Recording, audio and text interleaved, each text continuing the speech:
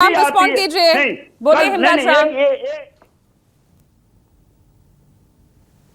Unmute कीजिए। सबसे बड़ी बात है सबसे बड़ी बात है कि अभी हमारे आरजेडी के प्रवक्ता बड़े भाई चित्तरंजन गगन जी एक बात पर अड़े हुए हैं और हमेशा ये कहते हैं कि हम उस समय थे उस आंदोलन में, और उस आंदोलन के लिए कांग्रेस को दोषी नहीं मानते हैं जो आपातकाल की जो बात कर रही है। उन्होंने ऐसा नहीं कहा, उन्होंने ऐसा नहीं कहा, उन्होंने ये कहा है कि माफी मांगी, उन्होंने दोषी नहीं मानते ऐसा उन्होंने नहीं कहा। हाँ बोलिए आगे।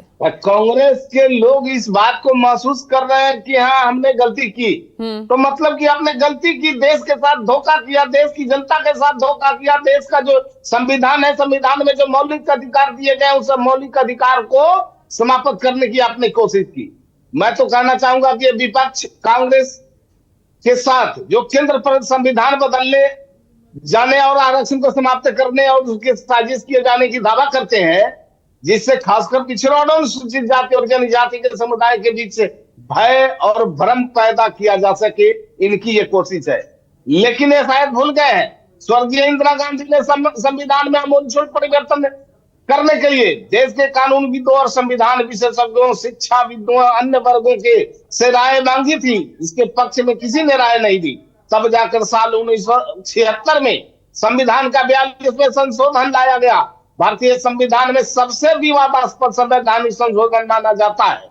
इस अधिनियम में को मिनी संविधान के रूप में भी माना गया था और आपातकालीन के लेकिन 5 दशक पहले की वो दिन याद दिलाकर क्या साबित करना चाहती है यहाँ सरकार? आप ये समझाइए ना। इस वक्त जो युवा परेशान है, जो सड़कों पर है, जो भारतीय संविधान की जो सबसे बड़ी खूबसूरती है, फंडामेंटल राइट, जो इस देश की जनता के लिए सबसे बड़ा खूबसूरती है ये भारतीय संविधान का, उसको कांग्रेस ने समाप्त करने की कोशिश की। मतलब है भारत के संविधान को पूरी तरह से मिटाने की कोशिश की। विपक्ष कह रहा है, भाई विपक्ष ये कह रहा है पिछले 10 साल थे अघोषित आपातकाल, तो आरबीआई गवर्नर क्यों अचानक इस्तीफा दे देते हैं?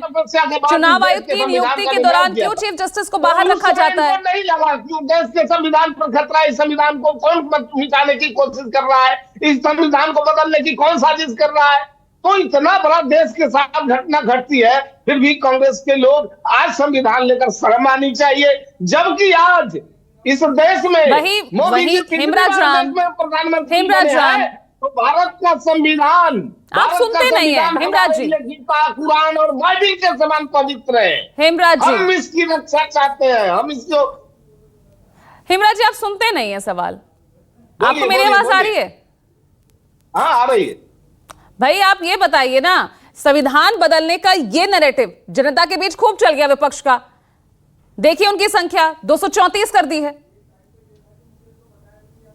देखिए सबसे बड़ी बात यह है कि एक तो इनका मकसद एक ही है कि इस तरह के हम हल्ला उठाकर इस तरह का हम अपने आप को जो है संविधान दिखा करके जनता के बीच में एक भ्रम पैदा करें, और भ्रम और भय के बल पे, चूंकि ये लंबे समय तक कांग्रेस इस देश पर शासन की है भय और भ्रम के बल पर, चाहे जो कहने वाले जो कुछ भी कहे, लेकिन ये मेरा ठीक है। धनंजय गिरी, यहाँ तो सरकार 2047 के विजन की बात करती है ना धनंजय गिरी, तो हम 5 दशक पीछे जाकर हम क्यों उस दिन को याद करें जिसके लिए ऑलरेडी कांग्रेस अपनी गलती मान चुकी है? खुद अभी ऋतु चौधरी ने ये बात कही।